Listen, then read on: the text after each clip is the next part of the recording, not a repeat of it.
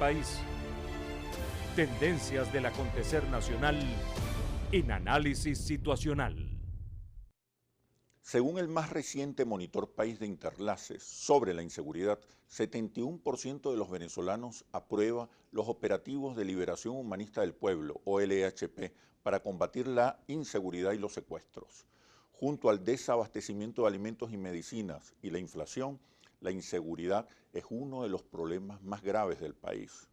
También para la mayoría de las sociedades latinoamericanas, la inseguridad es el principal problema. El auge del delito no solo afecta a Venezuela, es un terrible fenómeno continental que empeora cada día. 40 de las 50 ciudades más peligrosas del mundo están en nuestra región. En Venezuela, el estado Miranda sufre el más elevado índice de inseguridad de todo el país. Latinoamérica es el continente con más cantidad de secuestros en el planeta. México, Colombia, Venezuela y Brasil ocupan los primeros lugares con mayor número de plagios y la tasa de homicidios se incrementa cada año.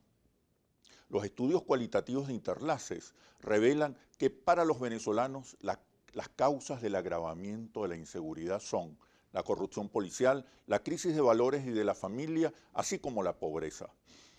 Pero también existen otras causas que determinan esta violenta realidad. La impunidad.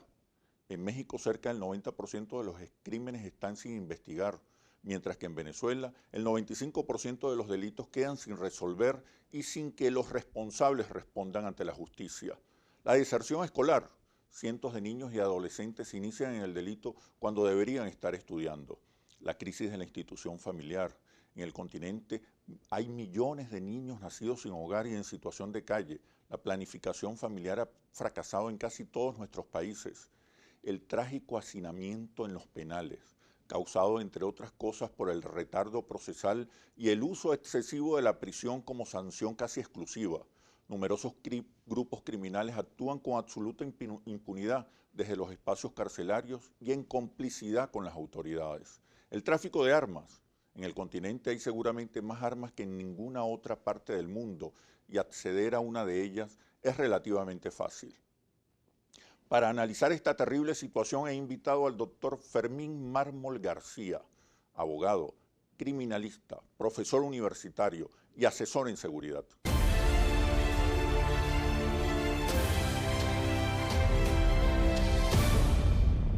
Bienvenido, Fermín, ¿cómo estás?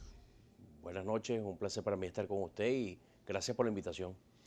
¿Cómo explicar el incremento de la violencia, del delito en América Latina durante lo que va del siglo XXI, que fue un periodo de crecimiento económico, inclusión social, movilidad social? ¿Cómo explicar ese fenómeno? Es cierto, en el hemisferio el siglo XXI se caracterizó por una bonanza producto de los recursos naturales mayoritariamente, y a pesar de ello, varios países se quebraron en el crimen y la violencia. Venezuela es uno de esos casos. La explicación que nosotros encontramos desde el punto de vista criminológico, sociológico, es que primero no se modeló una conducta de buenas costumbres, de convivencia ciudadana, de respeto a la ley. Pero por otro lado, las instituciones del sistema integrado de policía, del sistema de administración de justicia y del campo preventivo social no recibieron la reestructuración debida. Doy dos ejemplos. Primero, ¿qué hicimos con relación al embarazo precoz? ¿Qué hicimos con relación a la paternidad irresponsable? Yo creo que hicimos muy poco. Entonces, si usted hace esa sumatoria de que tal vez nos preocupamos por cosas importantes, como las viviendas, claro, como el tema tal vez de la salud, que fue parte de las políticas sociales de principios del siglo XXI, creo que descuidamos algo fundamental en el ser humano, que son los valores ciudadanos, la espiritualidad y fortalecer una institución socializadora primaria, que es la familia. Creo que allí realmente se produce un quiebre entre tener más dinero para adquirir cosas versus el ser una persona que deja de ser habitante para convertirse en ciudadano. Ya la pobreza entonces no explica el fenómeno de la violencia, de la delincuencia. Excelente eso, sí, porque recordemos Bolivia, sí, siglo XX, década de los 90, un país muy pobre, sin crímenes y sin violencia. El paramilitarismo delincuencial que ha penetrado en algunos países no es acaso una de las razones del incremento de la violencia en América Latina. Pero me responde, por favor, cuando regresemos a los comerciales. Ya venimos. ¿Qué sucede en el país? Tendencias del acontecer nacional en Análisis Situacional. ¿Qué sucede en el país? Tendencias del acontecer nacional en Análisis Situacional. Te preguntaba acerca del paramilitarismo delincuencial que ha penetrado en algunos países. ¿No es eso una de las razones también del incremento de la violencia? Ese término es un término que da para mucho. ¿Qué es un paramilitar? Podemos interpretar acá en Venezuela que paramilitar es aquella estructura colombiana que se desplazó a Venezuela por el Plan Colombia y el Plan Seguridad Democrática. Esa es una lectura. También podemos interpretar que cualquier grupo criminal en Venezuela de venezolanos que erigen banderas revolucionarias son una fuerza paramilitar. Pero también hay quienes dicen que una banda criminal o una megabanda criminal que ya tiene uso de fusiles está paramilitarizada. Son tres conceptos. Incluso el enfrentamiento contra estos grupos no puede ser policial, es prácticamente es correcto, militar. Porque el tema es muy complejo porque nosotros lo vemos como bloques criminales. Nosotros creemos que tenemos bloques criminales, por supuesto, de delitos violentos, en donde están las bandas y megabandas, donde están los colectivos armados y violentos, donde está, por supuesto, los pseudosindicatos de la construcción de los pseudosindicatos mineros, pero también donde está el Frente Bolivariano de Liberación, los denominados boliches, en donde también está el bloque extranjero, paramilitares, FARC, ELN y garimpeiros brasileños, pero también están los bloques de delitos de astucia, que son tráfico ilegal de drogas y la legitimación de capitales, o el tema, por supuesto, de corrupción y la legitimación de capitales provenientes de los delitos de la cosa pública. Lo cierto es que tenemos hoy día, Oscar, una delincuencia que está controlando territorios, que está controlando población y que en algunos casos tiene un poder de fuego superior al estamento policial municipal, al policial estatal, inclusive al policial nacional. Y ¿cómo enfrentar eso? ¿Con el ejército? No, ¿Con las Fuerzas Armadas? Yo creo que no deberíamos llegar a eso. Yo creo que tenemos dos herramientas importantes. Usamos el dedo para dar gatillos, usamos el cerebro para hacer labores de inteligencia. Yo creo que estos bloques perfectamente estructurados, que son un gran problema en el país, hay que combatirlos con mucha inteligencia, con mucho dinero, con muchos recursos tecnológicos para ir desmontando como cirujanos estas organizaciones criminales. El mover 500, 1000, 2000 hombres a una zona para hacer tomas puede ser algo de muy corto plazo, pero como política pública sostenida no va a dar resultados. Pero es indispensable tener capacidad de fuego contra estas bandas contra estas bandas criminales. Correcto, hablemos de ese plan.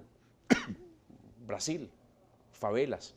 Usted toma una favela, pero tiene que hacer el asentamiento allí. Claro. Mientras que usted siga llegando a la zona popular para irse a las 6 horas y regresar dentro de 6 meses, eso no tiene posibilidad de éxito alguno. Esa ha sido una de tus críticas a los operativos de liberación del pueblo, sí, la OLP. Lo fue para la OLP y lo ha sido para la OLHP. Si nosotros no acompañamos esa labor policial y militar con una labor social que se traduce en lo siguiente: tome usted una zona popular, pero paralelamente a ello hay una labor de inteligencia para, estando el asentamiento policial y militar allí, inmediatamente se tiene que aperturar allí, en una de las casas expropiadas de común acuerdo, una notaría, un registro en otra, una oficina del INTT, el cuartel de policía, la estación policial, invadir el tejido social con la desconcentración del poder público. Si no lo hacemos como se hizo en Brasil, no vamos a pacificar estas zonas controladas por la criminalidad. El que vaya una fuerza policial y se retire a las 6 horas y regrese dentro de 3 meses, lo que produce en la población es molestia, antipatía y temor. Temor, porque cualquiera que le ofrezca un café a un policía, que salude a un policía, va a ser un objetivo marcado. Eso no tiene sentido y no hemos podido pasar de ese primer escalón al segundo escalón. Hacer una labor de inteligencia policial y militar, evidentemente, pero también una inteligencia social para ejecutarla in situ. Si no comprendemos que esa es una de las maneras de empezar a reducir la tasa de homicidios, la tasa de secuestro, la tasa de, por supuesto, violencia familiar, nosotros realmente estamos haciendo poco por un país en paz. ¿Qué hacer con los niños y adolescentes Ese es un que tema, incursionan en el delito desde los 9 y 10 años? ese es un Pero tema la ley los ese protege. es un tema que debería Es unirnos a muy todos. doloroso, muy Muy delicado, doloroso. pero hay que enfrentarlo. He visto con preocupación, Oscar, cómo las personas desearían que, por ejemplo, se reformara la LOPNA, la Ley Orgánica de Protección del Niño, Niña y Adolescente, y llenáramos las cárceles de niños. A esas personas que piensan así, un mensaje: se entiende su frustración. Tal vez usted ha sido víctima, directa o indirecta, de un niño o un adolescente. Pero póngase a pensar algo. Ese niño o adolescente odia al niño Jesús, que en diciembre no le lleva juguete. Odia al padre ausente. Odia al padrastro de turno maltratador y violador de él o de sus hermanitas. Odia a la mamá que no lo protege de ese padrastro. Odia a todo el mundo. Nunca recibió afecto. Nunca recibió el amor y el afecto. Entonces, ¿qué podemos esperar de un ser humano que en una edad de abrigo, en una edad que debe ser protegido, bueno, lo que sufre es abusos constantes? Eso genera deserción escolar, se va del hogar y lo único que tiene él para protegerse es una banda criminal. Entonces, ¿qué hacemos con esos niños adolescentes? Yo creo que seguir disminuyendo la edad para imputar y procesar penalmente a niños es un gran error. Sí, no es la solución. Aquí lo que viene es una protección social que no hemos podido construir porque no ha sido una prioridad del Estado. El Estado somos todos y ese es un tema que debería unirnos a todos. Cada niño en la calle es una fotografía para todos nosotros de que nuestra sociedad falló, nuestro Estado falló. A ellos abrigo, a ellos protección, y podemos convocar a las iglesias, a los distintos cultos, a los gremios, a las universidades, al poder municipal, estatal y nacional y al sector privado. Vamos, ese es un tema que no puede estar ideologizado, que no puede haber política partidista, ese es nuestro futuro. Si no lo hacemos, Oscar, no tengamos la menor duda de que esa población vulnerable hoy, mañana es una población que nos va a pasar una factura social a través de delitos atroces. Y eso realmente es muy triste. ¿Qué hacer frente a la crisis de valores, frente a la crisis de la familia? ¿Qué se puede hacer en concreto? Porque esos son problemas o soluciones, respuestas a mediano y largo plazo. Pero hoy el problema de la inseguridad es agobiante, es terrible. Entonces, Yo creo que ¿cómo combinar lo primero que las tenemos medidas que a hacer, mediano o largo plazo con las urgencias? primero tenemos que rescatar la confianza de la ciudadanía en sus instituciones. Y una de las maneras de hacerlo es rescatando la meritocracia. Nosotros necesitamos que al frente de las instituciones que manejan el tema del crimen y la violencia estén personas, hombres y mujeres, que realmente irradien transparencia, irradien seguridad y confianza. Y eso solo lo logramos con la meritocracia. Número 2, demostrarle al país que no hay intocables. La gente necesita ver que las personas que hoy son intocables realmente están sometidas por la ley. Que ese guapetón de barrio, ese que está lleno de fusiles, se le pone un coto y no que sigue corrompiendo funcionarios. La gente necesita ver eso, necesita ver que realmente las instituciones van a ir a la cacería de quien daña a la sociedad, sin importar si usa corbata o si usa fusil. Yo creo que ese mensaje hay que enviarlo, hacer muy costoso el crimen, para que los que están viendo eso digan, oye, apenas estos formaron una banda, inmediatamente la desarticularon. Y no lo que pasa ahora, que la gente cae detenida, 15 homicidios. ¿Y por qué 15 homicidios y no fue detenido en el primer homicidio? 12 secuestros, ¿por qué no en el primero? Es decir, eso tenemos que lograrlo como país. Y lo tercero, nosotros tenemos que potencializar instituciones. Yo creo que es necesario que desde el Estado, desde el gobierno nacional, se apoyen, por ejemplo, las iglesias. Hay que ver lo que hace la Iglesia Católica, por ejemplo, con Fe y Alegría.